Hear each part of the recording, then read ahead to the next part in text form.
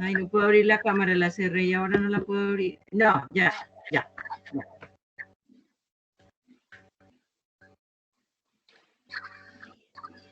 Listo, entonces vamos a dar inicio.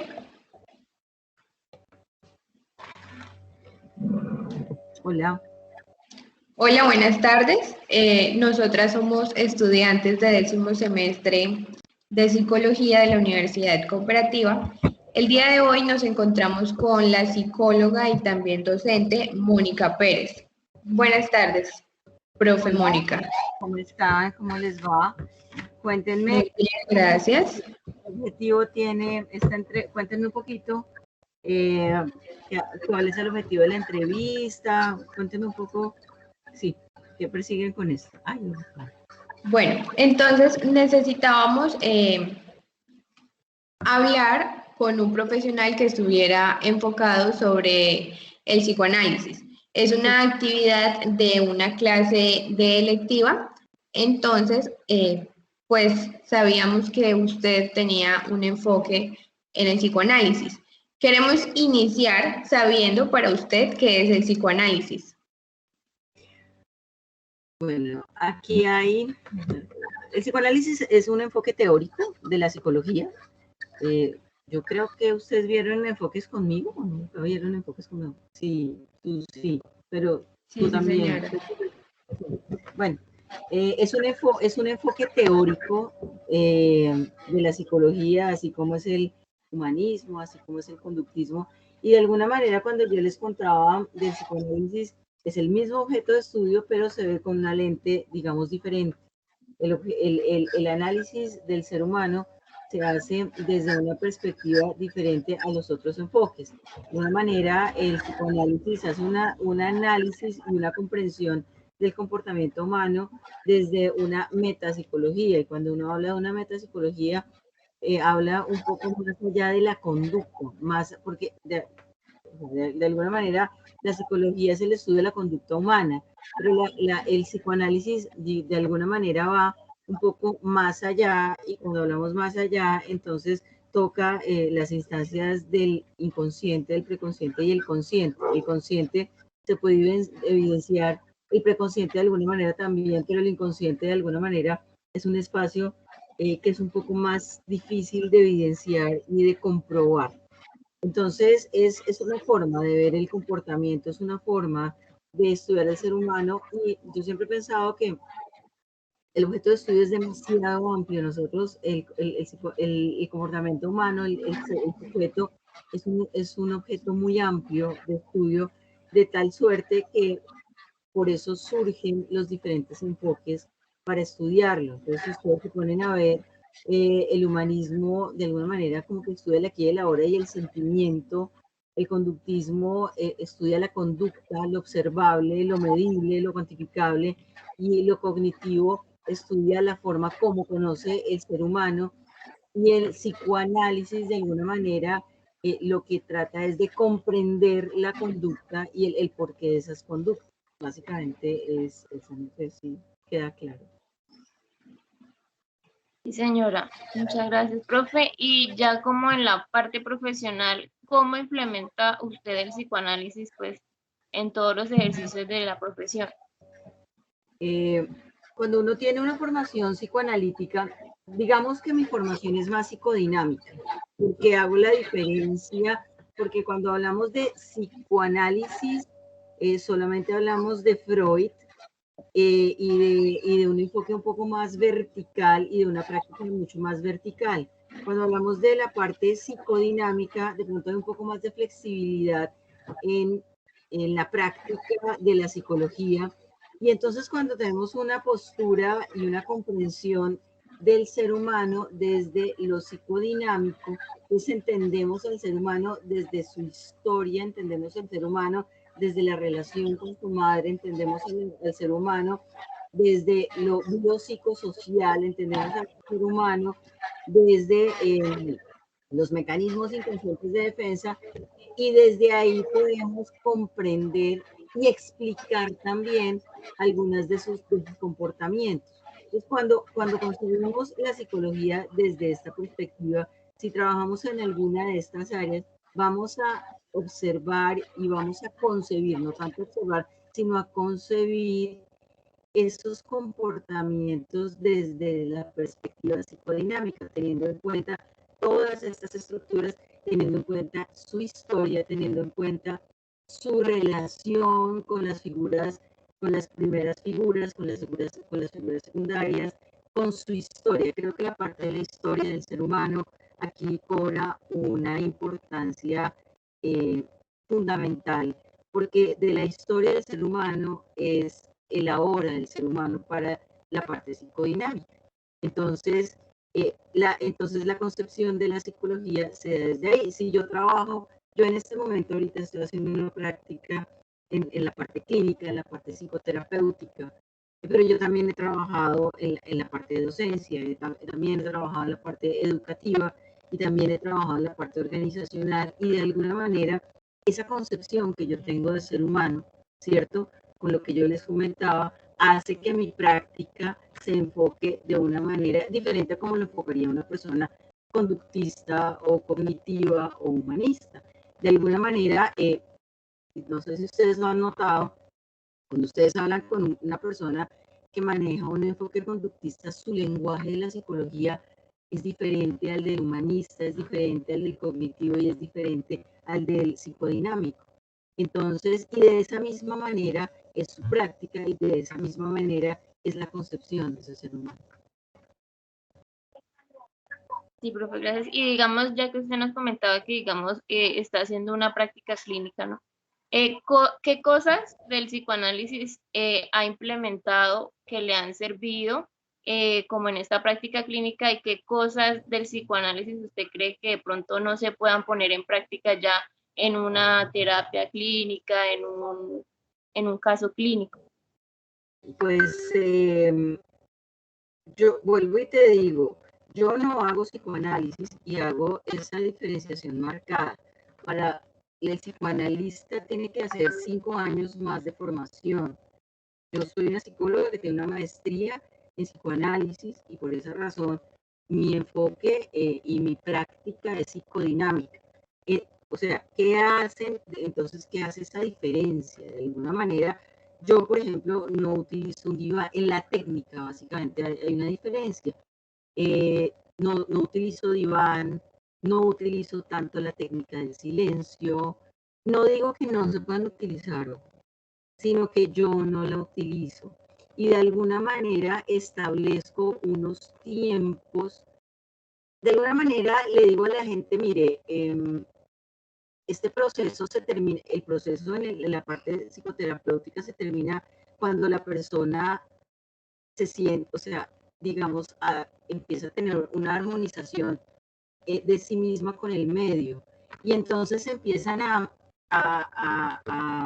alejarse las sesiones.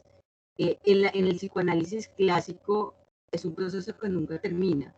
Y de hecho nunca termina porque el análisis, en la parte analítica del sujeto, nunca termina porque nosotros somos dinámicos y vamos cambiando. Y entonces ese conocimiento del inconsciente nunca va a terminar. En esa parte hay una diferencia que hago en mi práctica, porque de alguna manera sí hay una, digamos que una prueba de realidad en donde de alguna manera sí se puede decir, usted considera que ya está, se siente tranquilo, digamos que puede, no es que quedar por terminado el proceso, de pronto vuelven por esa misma dinamicidad del comportamiento y muy seguramente la gente vuelve porque hay dinámicas, hay veces que lo que nos genera ruido, si así lo queremos llamar, si no lo hemos elaborado profundamente, nos va a seguir generando ruido. Pero hay vivencias de la cotidianidad que también nos pueden generar ruido. Entonces, no sé si ustedes recuerdan, nosotros manejamos unas neurosis de angustia que están relacionadas con la biografía del sujeto, con su historia, y las neurosis actuales que se refieren a todo, a este cuento de la cotidianidad. Entonces, por esa razón, eventualmente podríamos estar siempre en un proceso analítico, ¿cierto? No eso se sigue practicando y las personas que entran en análisis Hay veces que tienen unos periodos muy fuertes en estos procesos terapéuticos y a veces se alejan por la misma dinámica del comportamiento, porque tú te sientes, porque de alguna manera, digámoslo así, no necesitas tanto de ese proceso terapéutico y es lo que yo trabajo un poco. Aquí yo trabajo muchos procesos de depresión, de ansiedad, de problemas de pareja, y las personas asisten a mí cuando están en el pico de la problemática y cuando consideran que ya necesitan de un tercero para poder, digamos, armonizar su vida. Y de alguna manera, a través de la palabra y a través de la simbolización y a través del reconocimiento de su problemática, empieza a ver, es un primer paso para que empiece a haber una comprensión de esa problemática, y al haber una comprensión de esa problemática hay una elaboración, y al haber una elaboración hay una mejoría, ¿cierto? Entonces, pero pensaría yo que es como un proceso continuo y depende también de la inquietud de cada quien, de la inquietud de los interrogantes que se genere cada quien, pues va a estar más enganchado en el proceso terapéutico que otros, ¿no? Entonces, volviendo a lo que tú me decías, de pronto hay cosas de la técnica que se han dejado de utilizar, pero los psicoanalistas verticales siguen utilizando la técnica tal y como lo hacía Freud en términos de utilizar el diván, en términos de manejar el silencio, en términos de trabajar la asociación libre y a través de la asociación libre hacer una serie de interpretaciones, y es entonces en donde uno ve de pronto que el paciente llega y es el que habla, y eventualmente el terapeuta hace una intervención y hace una interpretación y la otra persona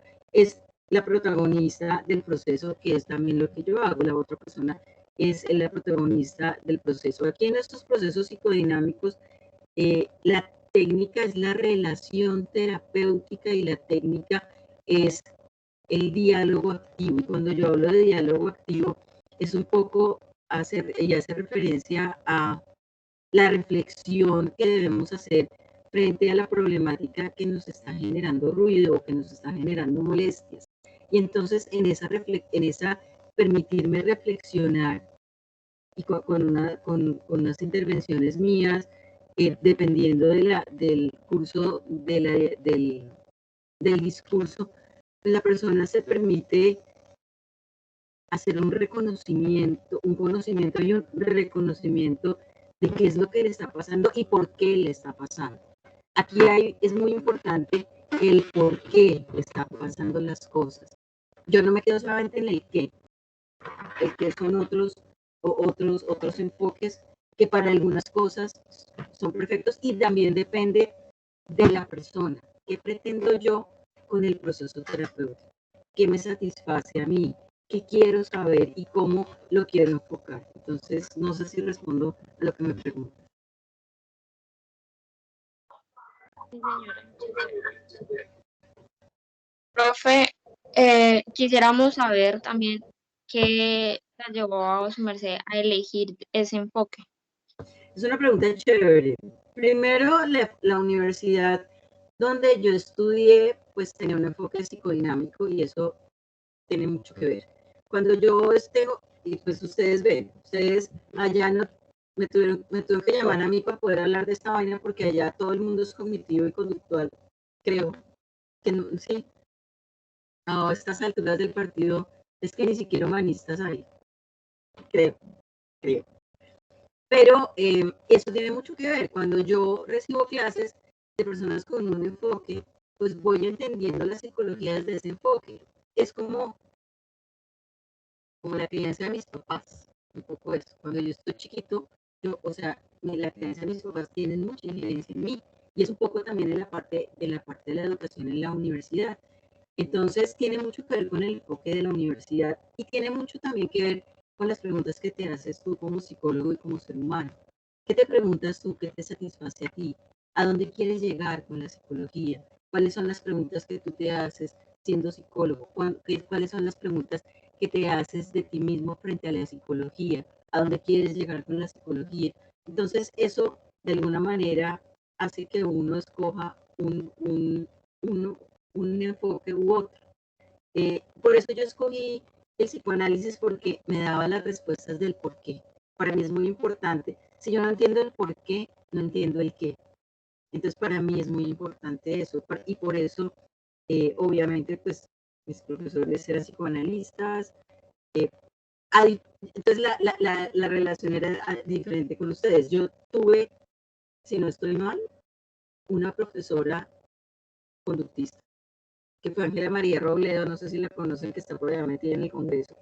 Bueno, ella me daba aprendizaje y ella era conductista. Y de resto que yo, bueno, y unos profesores de recursos humanos que eran como humanistas, pero no era muy claro. Por allá había un humanista que era medio social, pero lo que predominaba era el psicoanálisis, y eran psiquiatras psicoanalistas que practicaban la técnica, o sea, al 100%. Entonces, eso tiene mucho que ver. Nuestros diálogos de cafetería eran, no proyecte, no sé qué, o sea, todo basado en el lenguaje psicoanalítico. Y pues nada, y la comprensión de la psicología, de la psicopatología, era desde el psicoanálisis. Entonces, tiene mucho que ver eso. Profe, y por lo menos en su caso, ¿cómo sería una sesión con usted? Supongo que, o tengo entendido que desde ese enfoque es algo más abierto, es más hacia lo que el paciente le quiere contar a usted. Pero ¿cómo usted emplea esa sesión o cómo la dirige? Mira, básicamente aquí, ¿qué se hace? Se hace primero un encuadre, un contrato psicológico, no sé cómo lo llaman en la parte de conductista, se hace un encuadre. La persona acude a mí como acudiría a cualquier psicólogo con una problemática muy grande. Cuando tú vas al psicólogo, seguramente estás que te revientas y necesitas hablar con alguien, y ya has hablado con el culo, ya has hablado con tus amigos y ya te han dado los consejos, pero nada de esa vaina te ha servido. Y entonces uno dice, ups, o alguien le dice, vea, vaya psicólogo.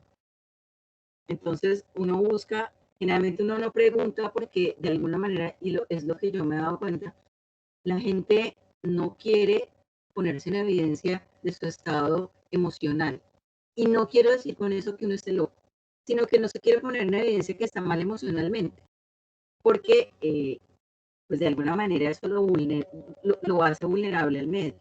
Entonces uno busca, a mí, uno busca, las búsquedas, y hecho le pregunto a la gente por dónde llegaron, y por Facebook, por Instagram, por no sé dónde. Ahorita hay estas herramientas, y las personas me llaman y me dicen, miren, necesito una psicóloga, quisiera una terapia de pareja, o vienen y lo primero que hacen, yo tengo una ventaja, y es que yo tengo mi consultorio en mi casa, y creo que eso hace que mi proceso terapéutico, y algo que llamamos holding, que es como ese, ¿cómo decirlo?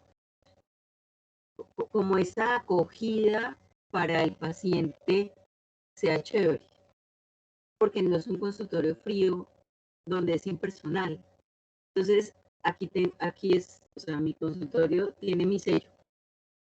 Tengo un perro, y mi perra se mete a las consultas. A mí me toca preguntar a la gente, y o sea, le molesta porque el perrito se mete a las consultas, y cuando la gente se pone, o sea, se pone muy emocional, el perrito los mira, es una cosa bien interesante. Entonces, eh, y entonces lo primero que yo hago es que o sea, de alguna manera lo que tú dices es, la persona de alguna manera, como que de acuerdo a su necesidad, lleva el orden de lo que se hace, ¿cierto?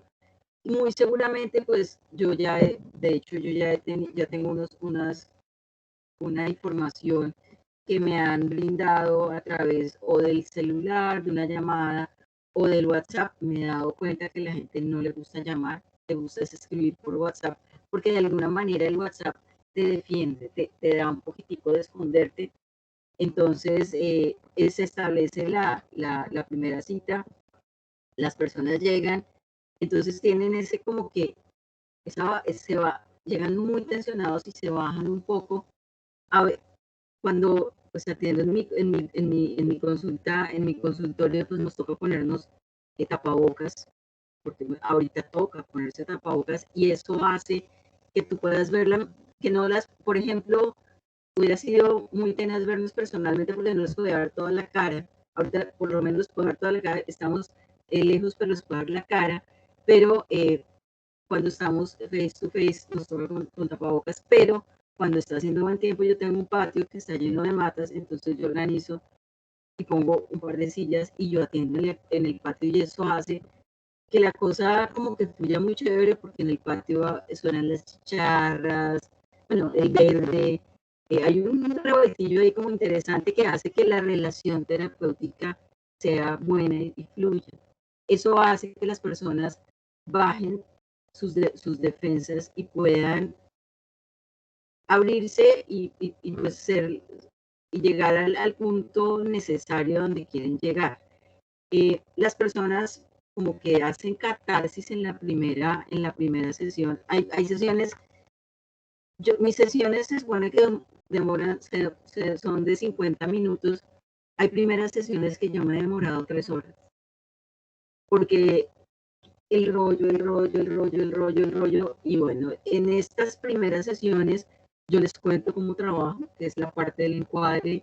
Establecemos un horario de trabajo. Yo trabajo una sesión cada 8 días y depende, ha habido personas que inicialmente he trabajado 2 sesiones semanales, de que depende de la problemática que se esté manejando, del nivel de ansiedad de pronto, del nivel de angustia que se esté manejando extremo.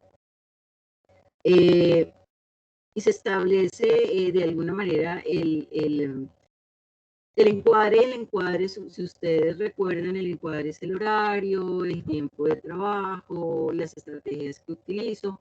Yo no utilizo evaluaciones psicotécnicas porque mi interés, a diferencia de los otros enfoques, no es diagnosticar, sino trabajar a partir de la dinámica del comportamiento del sujeto, ¿cierto? Les explico que se trabaja con lo he llamado, no les digo asociación libre porque no entienden mucho el concepto, entonces lo llamo más un diálogo activo. Cuando yo lo llamo diálogo activo es que la persona un poco está dispuesta a reflexionar frente a su situación y a entender lo que le está sucediendo para que con esos elementos esta persona encuentre las alternativas de solución a lo que le está pasando. Básicamente es eso. Las sesiones se mueven, como tú decías, con este diálogo y de alguna manera es como más un monólogo del paciente frente a su situación. Yo hago algunas interpretaciones y algunas intervenciones para llevar a la persona que haga mayor intensidad de reflexión, ¿cierto? Y para que reflexione adicionalmente con ciertas cosas que van saliendo en el proceso de la sesión. Desde lo que su merced nos cuenta es algo bonito, pues ver todo lo que se puede llevar a cabo, ¿no? Sí, bonito, yo diría más allá de lo bonito, sino que realmente es la esencia de la psicología. De alguna manera, cuando queremos estudiar psicología, yo siempre ahora lo pienso, uno dice, y el imaginario era uno atendiendo personas. Como les digo, yo trabajé en la parte organizacional y es chévere, trabajé en la parte educativa, es chévere, soy docente. Creo que la docencia y la parte terapéutica para mí encierran la esencia de la psicología en términos de, ojo, es mi lectura, en términos de la práctica, en términos de a qué voy yo, y lo que uno quiere de alguna manera, y es algo que todos decimos, es ayudar a otro, ¿cierto? Y de alguna manera estos procesos, tú te das cuenta que las personas, no es que uno ayude, porque eso suena muy soberbio y muy odioso, no, sino que con el proceso en el cual del cual uno estudió, las personas pueden lograr potenciar sus habilidades y logran encontrar la solución a sus problemas. Entonces, eso es bien satisfactorio. En las otras áreas también es chévere, pero es que esto es como la esencia. Aquí yo tengo, y no les voy a hablar de eso, pero la esencia acá es tú con el otro y con sus problemáticas o con sus dudas o con sus malestares, qué sé yo, y encontrando un camino de solución, ayudándole al otro, facilitándole herramientas para que encuentre los caminos para solucionar sus situaciones. Entonces es chévere. Sí, profe. Bueno, nosotras de antemano le queríamos agradecer pues por este pequeño espacio, por habernos colaborado con la actividad que teníamos. Vale, Y pues muchas gracias por todo lo que nos brindó como conocimiento vale. y está muy bien. Bueno, muy lindas. ¿Y con quién están viendo esto? Con la profesora Gloria Andrea, se me escapa el apellido. Agudelo. Agudelo. Agudelo. Ah, yo sé quién es ella. Ah, bueno, dígale que saludes a la profesora. Ya están Señora, ya van a acabar, ya, y van a hacer seminario de profundización, o eso ya lo quitaron. Ya ya lo le hicimos, hicimos, profe. profe. Ah, ya lo hicieron, súper. Sí, señora. Bueno, entonces eso sí, ahorita terminan y ya se van a graduar. Mucha suerte. Sí, señora. Muchas gracias, profe. Muchas gracias. Chao. Cuídense, Hasta luego, chao. profe. Que tenga buen día. Vale, adiós.